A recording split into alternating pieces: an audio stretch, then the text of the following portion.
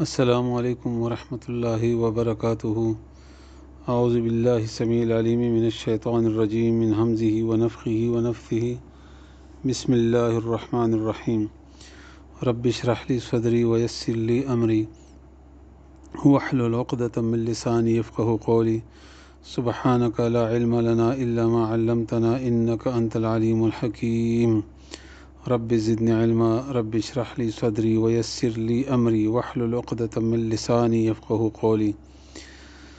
انشاءاللہ نن به سورہ انفال آیت نمبر 37 یعنی 37 بوایو.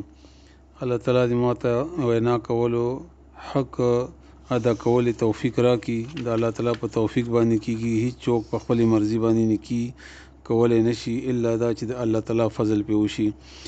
نو الله تعالیٰ دې موږ تاسو باندې خپل فضل وکړي. الله دې موږ ته د قرآن کریم آسان کړي. الله دې موږ ته عمل کولو توفیق هم راکړي. د نه وروستنی آیت کې الله تعالیٰ کافرو باره کې وفرمایل چې دوی به مالونه خرج کوي او دغه به دوی باندې افسوس ګرځېږي ځکه چې مغلوبه کېږي به هم او بیا به جهنم کې ورجمع کړلی شي. نو اوس د هغې آیت باره کې مخکې الله تعالیٰ فرمایي د وروستني آیت سره تړلې خبره ده. لیمیز الله لی د پاره د دې یمیزه چې جدا کی الله الله تعالی الخبیثه خبیث پلیت ناپاک لره من الطیب د پاکونه ويجعل او ګرځي الخبیثه د ناپاک ګنده بعده زنه د دوینا علی بعض په زنه باندې فیرکمه بس هغه به جمع کی بیا جميعا اټول فیجعله بیا به یوځای کې هغه فی جهنم په جهنم کې. نو اولئک هم دغه کسان هم الخاسرون هم دی تاوان ولدي. یعنی الله تعالیٰ د امتحانونه چرولي او د دې دا کار چې کوم دی نو دی دا مال لګئی او دا هم ګنده دي ناپاک دي، د دې دا مال هم ناپاک ته ګنده دی. نو الله تعالیٰ غواړي دا چې د دې دا ګنده مال او د ګنده خلق د پاکو خلقو نه مؤمنانو نه او د ناپاکو نه دا جدا کی. او دا کار به یو خو په قیامت پورې کیږي. دغه چې سوره یاسین کې الله تعالیٰ فرمایي چې او به ویل شي دوی ته چې ومتاز الیوم ایها المجرمون او بیل شي تاسو جدا شي تاسو اے مجرمانو. دا مجرمان به الله تعالیٰ د پاکو خلقو نه جدا کی، لري به کی، بیل به کی. د دې لپاره چې الله تعالیٰ دا پاک دین بیل کی نو پاک خلق به پاک ځای ته ځي چې هغه جنت ته، او ناپاک به ناپاک خلقو ته ځي چې هغه جهنم دی.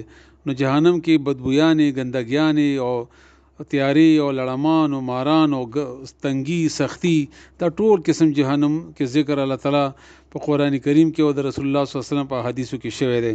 نو دا الله تعالیٰ د دې یو د قیامت ورځ شو.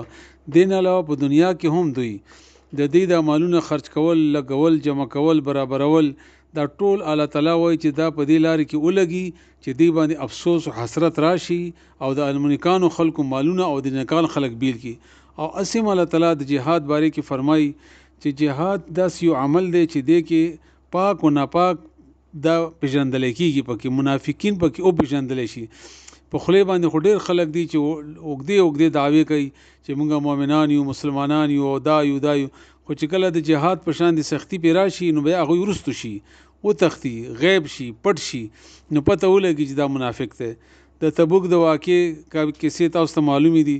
هلته څوک پاتې شو د جهاد نه؟ هغه کسان چې هغه منافقینو.